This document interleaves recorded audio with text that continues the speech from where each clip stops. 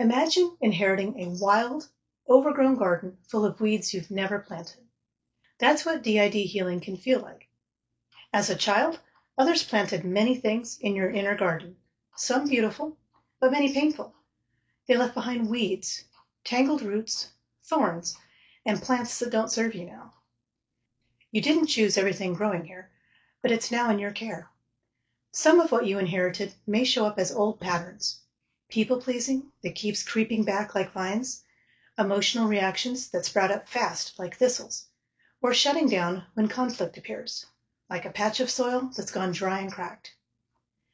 And just like a real garden, clearing these things isn't a one-time task. Weeds reappear. Old habits resprout. It can feel frustrating when you've pulled the same weed a dozen times and it still comes back. But that doesn't mean you aren't making progress.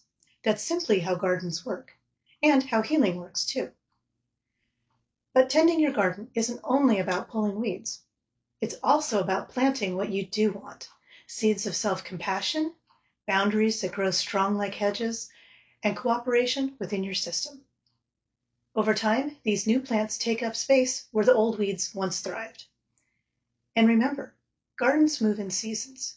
Some are full of visible growth, while others feel quiet and even empty. But even in dormancy, the roots are still growing and preparing for what's next. Healing has those seasons too. So if your garden still looks messy, take heart. Every bit of tending matters. Every time you practice self-compassion or set a small boundary, you're reshaping your inner landscape. Over time, with patience and care, your garden can hold more of what you've chosen to grow and less of what was planted by others.